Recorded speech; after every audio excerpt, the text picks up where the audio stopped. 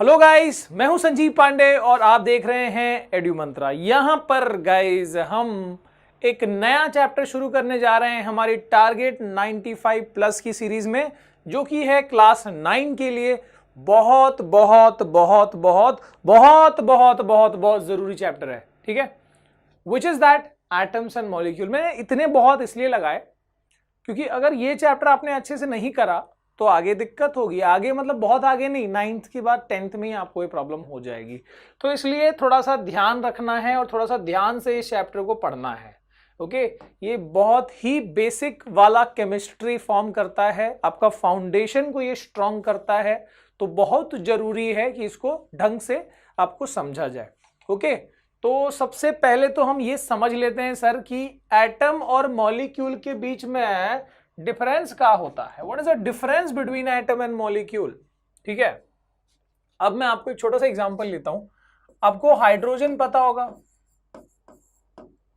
अरे बोलो ना भाई, जोर से बोलो। हाइड्रोजन पता है तो बताओ। ठीक है, आपको ऑक्सीजन पता होगा, है ना? हाइड्रोजन, ऑक्सीजन, ये सब क्या है? ये सब एलिमेंट्स है। दीज आर एलिमेंट्स, है ना? एलिमेंट्स में भी ये लोग नॉन मेटल, वो अलग बात है, बट फिलहाल दे आर एलिमेंट्स। इनका जो स्मॉलेस्ट यूनिट होता है वो लगभग कुछ ऐसा दिखेगा। ऑक्सीजन का जो स्मॉलेस्ट यूनिट होगा वो लगभग ऐसा दिखेगा। असल में ऐसा नहीं दिखेगा, बट मैं बता रहा हूं, एक स्मॉलेस्ट यूनिट जो लेंगे हम उसका, वो ये H है, यहां पर ये O है।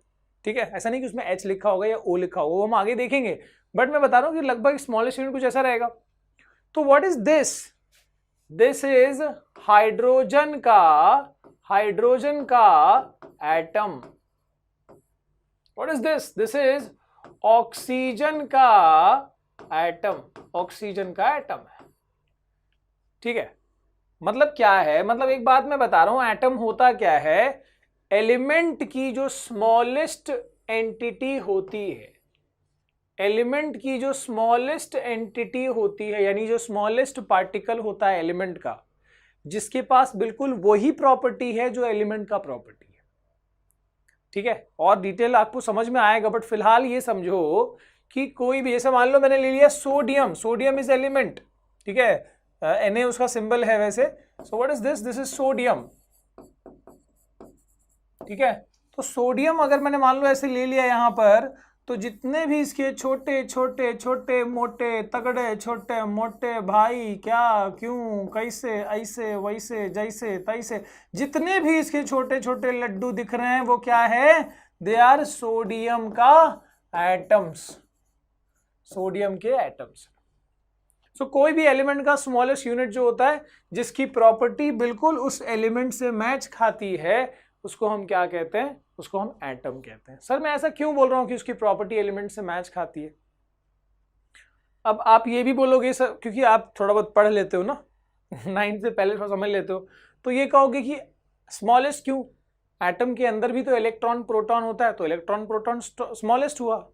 लेकिन आपको ये बात बता दूं कि वो इलेक्ट्रॉन या वो प्रोटॉन को देख के आप बता नहीं सकते कि वो उस एलिमेंट का है, क्योंकि उसकी प्रॉपर्टी सोडियम से मैच नहीं करेगी। इसका इलेक्ट्रॉन का प्रॉपर्टी सोडियम से मैच नहीं करेगा।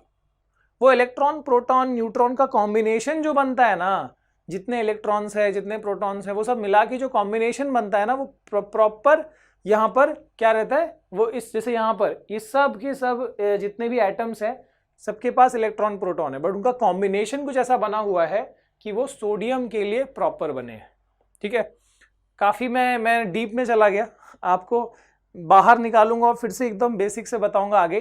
ठीक है, सो एटम फिलहाल क्या है? एलिमेंट का स्मॉलेस्ट एंटिटी, याद रखो। वैसे मॉलिक्यूल क्या होता है? मॉलिक्यूल जो है वो कंपाउंड का स्मॉलेस्ट एंटिटी होता है। Again confuse? So let us take an example of compound. मैं आपको एलिमेंट और कंपाउंड का डिफरेंस तो पता है, हमने पिछले चैप्टर्स में पढ़ा हुआ है। ठीक है, सो मान लो कि हम यहां पर एक कंपाउंड लेते हैं। फॉर एग्जाम्पल आई टेक, सबसे बेस्ट क्या लेते हैं अपन? वाटर। वाटर इज H2O, है ना? वाटर क्या है? H2O है। तो मान लो एक गिलास में लिया तुमने पानी, का लिया है? गिलास में पानी लिया है, कुछ और नहीं लिया है। तो ये जो पानी है उसका जो पार्टिकल है, उन पार्टिकल्स को थोड़ा ध्यान से देखो। देखो जितने भी पार्टिकल है उनको ध्यान से देखो, तो तुमको वहां दिखेगा कि उसमें हर पार्टिकल में 2 हाइड्रोजन और 1 ऑक्सीजन है। ठीक है, so every particle is H2O। तो देख सकते हो कि इस H2O के जो यहाँ पार्टिकल दिख रहा है, इसमें 1 ऑक्सीजन एटम है और 2 हाइड्रोजन एटम है, मतलब 1 से ज्यादा एटम से के कॉम्बिनेशन से ये बना हुआ है। तो 1 से ज्यादा एटम जब ऐसे बॉन्डिंग बना लेते हैं, बॉन्ड करके, और ये नई चीज जो बनाते हैं, इसको क्या कहते हैं? इस कॉम्बिनेशन को, where more than 1 atoms are chemically combined, this combination will be called what? इसको हम कहेंगे मॉलिक्यूल। तो ये क्या है? दिस इज वाटर मॉलिक्यूल या फिर H2O का मॉलिक्यूल है। आया समझ में? तो जैसे वहां मैंने क्या बताया कि एलिमेंट्स के स्मॉलेस्ट एंटिटी को हम एटम कहते हैं, और वही एटम जब कंबाइन हो जाते हैं तो वो क्या बनाते हैं? मॉलिक्यूल। तो यानी क्या? यानी ये है कि कंपाउंड के स्मॉलेस्ट एंटिटी को हम क्या बोलते हैं? मॉलिक्यूल कहते हैं। इतनी बात समझ लो, फिर आगे तो हमको यही सब चीजें पढ़नी है। ठीक है बचवा, आगे बढ़ते हैं। चलो, ई कौन है भाई? ई महाशय कौन है? ई महापुरुष कौन है? तो नाम तो लिखा है यहां पर, एंटोइने लेवॉइजर, और यहां पर जोसेफ प्राउस्ट। तो ये दोनों जो हैं, ये दोनों केमिस्ट्री में कुछ तो किए होंगे, तभी यहां पर नाम लिखा है। तो देखो यहां पर, तो लेवॉइजर और प्राउस्ट, ये 2 नाम जो है ये केमिस्ट्री में इसलिए इंपॉर्टेंट माने जाते हैं क्योंकि इन्होंने बहुत ही इंपॉर्टेंट लॉज बना दिए, जिससे कि हमने देखा कि हाँ, हाइड्रोजन ऑक्सीजन कंबाइन करके वाटर बना रहा है। सो वो क्या है? केमिकल कॉम्बिनेशन है, तो कुछ ना कुछ रूल्स और रेगुलेशंस को फॉलो करता होगा। वही लॉज कौन बनाए? ये दोनों महाशय बनाए हैं। ठीक है, so Lavoisier and Proust, they laid to the foundation of chemical sciences by establishing 2 important laws of chemical combination। तो यानी इसके 2 लॉज हैं, केमिकल कॉम्बिनेशन के 2 लॉज है। केमिकल्स कैसे कंबाइन करते हैं, जैसे मैंने बताया कि 2 हाइड्रोजन एटम और 1 ऑक्सीजन एटम ये जुड़ गया तो क्या बना? 1 वाटर मॉलिक्यूल। ठीक है, तो ये कैसे कंबाइन करते हैं, इसके कुछ रूल्स हैं जो किसने बताए हमको? लेवॉइजर और प्राउस्ट ने। ये लॉज ऑफ केमिकल कॉम्बिनेशन में जो पहला लॉ है वो है लॉ ऑफ कंजर्वेशन ऑफ मास, और जो दूसरा लॉ है वो है लॉ ऑफ कांस्टेंट प्रोपोर्शन या तो लॉ ऑफ डेफिनाइट प्रोपोर्शन। ठीक है, तो चलिए आगे बढ़ते हैं। मेरे ख्याल से आपको थोड़ा बहुत पता होगा law of conservation of mass, लेकिन हम थोड़ा इसको अच्छे से समझ लेते हैं। So what is law of conservation of mass? Statement आ गया है आपके सामने, प्रस्तुत हो गया है स्टेटमेंट।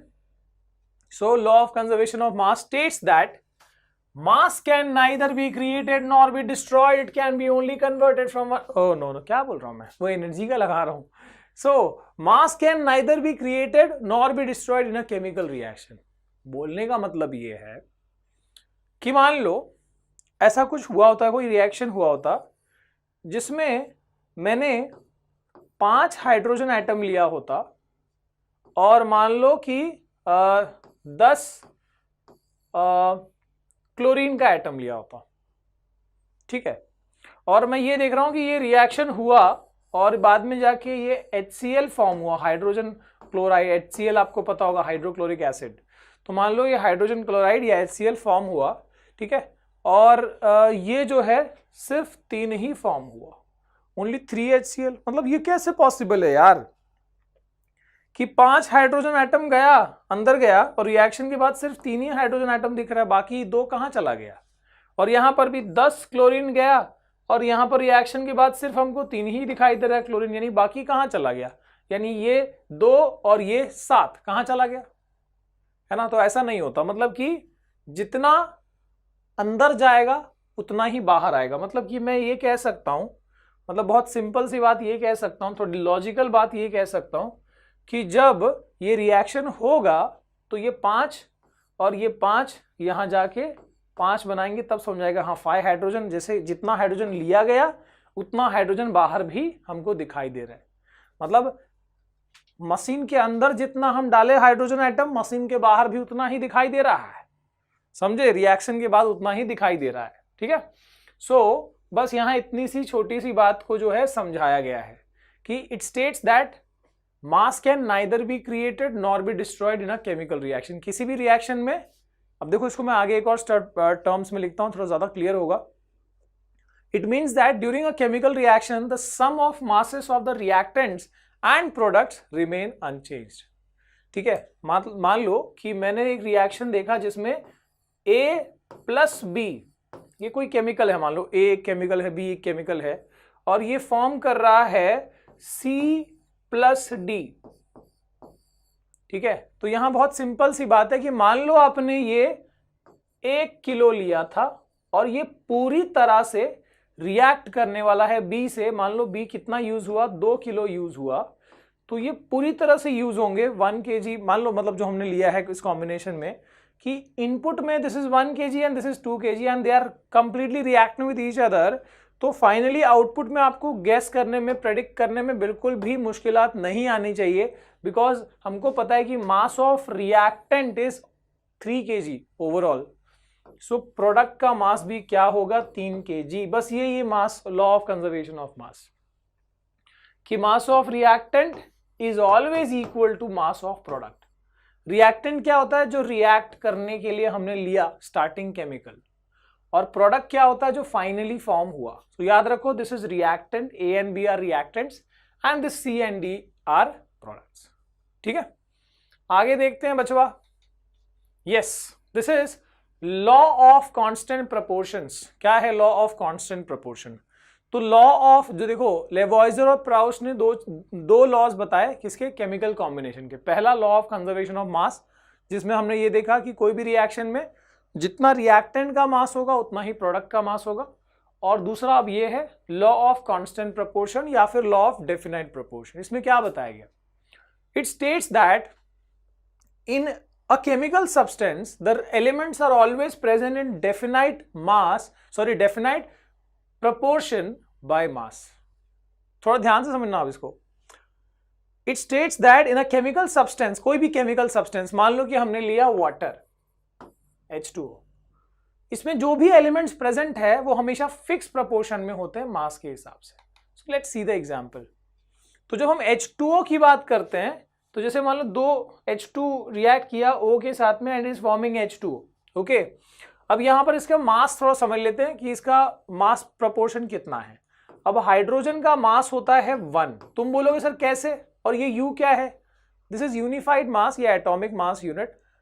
एटम्स को वजन करने के लिए ये यूनिट यूज करते हैं, आगे बताऊंगा, चिंता ना करो. और 1 कैसे आया वो भी स्टैंडर्ड है, बताऊंगा आगे. ठीक है, सो हाइड्रोजन का मास है 1, ऑक्सीजन का मास होता है 16. अब H2O में देखें, हमेशा जो वाटर होता है वो H2O ही होता है. तो 2 हाइड्रोजन है तो यानी कितना हो, एक का मास 1 है तो 2 का मास कितना हो गया, 2. ऑक्सीजन का कितना है, तो ऑक्सीजन का है 16, एक ही ऑक्सीजन है तो ये हो गया 16. अब इसका रेशियो निकाल लो, डिवाइड कर लो, तो ये हो गया 1:8. तो अब जो मास प्रोपोर्शन है हाइड्रोजन इस टू ऑक्सीजन का वाटर के अंदर, वो कितना है, 1:8. तो यहां पर लॉ में क्या बताया गया है कि तुम दुनिया के किसी भी कोने से पानी की कोई भी बूंद ले लो, उसमें से कोई भी वाटर मॉलिक्यूल उठा लो, उसका जो मास प्रोपोर्शन है वो हमेशा 1:8 ही होगा. ठीक है, ऐसा कभी नहीं होगा कि मान लो आपने गटर का पानी निकाल के और उस पानी में H2O का जो H और O का प्रोपोर्शन देखा मास वाला, वो 1:5 आ गया, 1:2 आ गया, ऐसा नहीं होगा. That will always be this 1:8. ठीक है, देखो एटम के नंबर के हिसाब से रेशियो कितना है, हाइड्रोजन 2 एटम्स है और ऑक्सीजन 1 एटम है, तो 2:1 ये एटॉमिक नंबर के हिसाब से. बट हम जो रेशियो लिखते हैं वो मास के हिसाब से बताते हैं, तो मास के हिसाब से 1:8 है. ठीक है, अब ये मैं बता रहा हूं जो मैं एग्जैक्टली आपको यहां पर, ठीक है, वही चीज बताया गया कि चाहे आप बर्फ का पानी, बर्फ में से पानी ले लो, या फिर नदी का पानी ले लो, या समुद्र का पानी ले लो, इन सब में जो हाइड्रोजन रेशियो ऑक्सीजन का जो मास होता है दैट इज फिक्स 1:8. ठीक है, कहीं से भी चांद पे भी पानी मिल गया, अगर पानी है तो वो जो रेशियो है दैट इज फिक्स. वही बताया गया कि इन एनी केमिकल सब्सटेंस, यानी in any molecule, the elements that are present, they will always be in definite proportion by mass. यार इससे सिंपल अगर कोई बता देना तो मुझे बता देना। ठीक है, आगे देखते हैं। अच्छा, so the mass ratio is fix 1:8 we can see, yes mass ratio is fix. ठीक है, मजाक कर रहा हूं भाई, तुम्हारे टीचर्स बहुत बढ़िया पढ़ाते हैं, आई नो, काफी स्कूल में है टीचर्स जो बहुत दिल से पढ़ाते हैं, उन सभी टीचर्स को मेरा सल्यूट। ठीक है, अगर कोई टीचर देख रहा हो तो सभी को रिस्पेक्ट। ठीक है, और काफी टीचर्स ऐसे होते हैं जो कोशिश कर रहे हैं अपने आप को इम्प्रूव करने की, तो I always respect such teachers. Okay, ये बहुत ही जबरदस्त प्रोफेशन है भाई, बस दिल से करते जाओ। आगे है जॉन डेल्टन। कौन है भैया ये डेल्टन साहब? Let's see. Dalton's atomic theory provided an explanation for the law of conservation of mass and the law of definite proportion। तो जो लॉ लेवॉइजर एंड प्राउस्ट ने बनाए उसको थोड़ा सा और आयाम दिया, थोड़ा सा और एक हाइट पे ले गए डेल्टन साहब। डेल्टन बाबू ने क्या क्या बताया वो बताया गया है डेल्टन्स एटॉमिक थ्योरी के अंदर। So let's see that Dalton's atomic theory. क्या बताया गया कि जितने भी मटेरियल्स है, all matter is made up of very tiny particles called atom. कोई भी मैटर हो जो उसका टाइनी पार्टिकल है उसको हम क्या कहते हैं? उसको हम एटम कहते हैं। ठीक है, अच्छा, atoms are indivisible, invisible, indestructible part of matter. अब यहां पर तरीके से क्या लिखा गया? Atoms are invisible particles which can not be created और destroyed in the chemical reaction. समझ रहे हो ना कि एटम को ना तो हम क्रिएट कर सकते हैं कि भैया ये एटम आ गया, हाइड्रोजन प्रकट हो गया, ऐसा नहीं होगा, और ना ही हम किसी रिएक्शन में उसको डिस्ट्रॉय कर सकते हैं कि हाइड्रोजन था ऐसे दबाया खत्म हो गया। बलून थोड़ी है वो। ठीक है, उसका एग्जिस्टेंस तो रहेगा ही। ठीक है, तो बस ये बताया जा रहा है, डेल्टन बाबू ये बता रहे कि कोई भी चीज एटम से बनी हुई है, कोई भी मटेरियल एटम से बना हुआ है। Atom is a tiny particle. और क्या बताया जा रहा है? Atoms are indivisible particles which can not be created और destroyed in a chemical reaction. ना ही तुम एटम को क्रिएट कर सकते हो ना ही डिस्ट्रॉय कर सकते हो। इसके बाद atoms of a given element are identical in mass and chemical properties. किसी भी एलिमेंट का जो एटम होता है वो मास के हिसाब से या तो केमिकल प्रॉपर्टी के हिसाब से आइडेंटिकल यानी सेम होता है। देखते हैं आगे। देखो, जैसे मान लो एक डिब्बा लिया हम, ठीक है, और इस डिब्बा के अंदर कोई एक एलिमेंट ले लिया, मान लो हीलियम। तो इसके अंदर जितने भी एटम्स होंगे डिब्बा के अंदर वो सब कौन से होंगे? हीलियम के होंगे। अब यहां पर इस तीसरे वाले पॉइंट में ये बताया डेल्टन बाबू ने कि किसी भी गिवन एलिमेंट का एटम जो है वो मास या केमिकल प्रॉपर्टी के मामले में आइडेंटिकल होता है। जैसे मान लो तुमने ये वाला एटम ले लिया, सपोज तुमने ये वाला एटम ले लिया, इसका नाम रख दिया हमने आलू। ठीक है, ये दूसरा एटम लिया हमने हीलियम का, उसका नाम रख दिया हमने भालू। ठीक है, अब आलू और भालू का जो वजन होगा, जो मास होगा, वो क्या रहेगा? सेम रहेगा। क्यों सेम रहेगा? क्योंकि दोनों हीलियम का ही एटम है। ठीक है, और दोनों का प्रॉपर्टी भी सेम होगा, मतलब आलू और भालू का जो प्रॉपर्टी है वो एक जैसा ही होगा, एक जैसा ही वो रिएक्शन या रिएक्टिविटी होगा उनका। क्यों? क्योंकि दोनों सेम एलिमेंट का एटम। बस इतनी बात बताई जा रही है। पर एक बात बताओ कि अगर मान लो मैंने कोई और एलिमेंट ले लिया, मान लो कोई और एलिमेंट का एटम ले लिया, मान लो हाइड्रोजन। ठीक है, तो यहां पर हाइड्रोजन है। अब इनकी भी प्रॉपर्टी आपस में तो एक जैसी होगी, पर अगर मैं ले लूं कि भैया भालू की प्रॉपर्टी और यहां पर मान लो इसका नाम है कचालू, तो कचालू की प्रॉपर्टी और भालू की प्रॉपर्टी मैच करेगी क्या?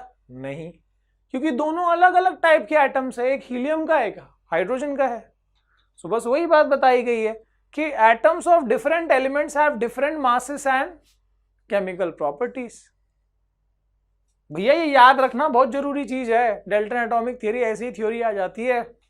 अगला है atoms combine in small ratios, ratio of whole numbers to form compounds. हमने देखा ही वो ऑलरेडी कि जैसे वाटर जब बना है तो उसमें कौन सा एटम कैसे कंबाइन किया है, 2 हाइड्रोजन का एटम था और 1 ऑक्सीजन का एटम था, और हमेशा ये इसी तरीके से कंबाइन करके और ये वाटर का मॉलिक्यूल फॉर्म करते हैं। यानी ये रेशियो फिक्स है ना कि 2 hydrogen 1 oxygen, this small whole number ratio is always fix for this water. कभी ये 1:2 नहीं होगा या 2:3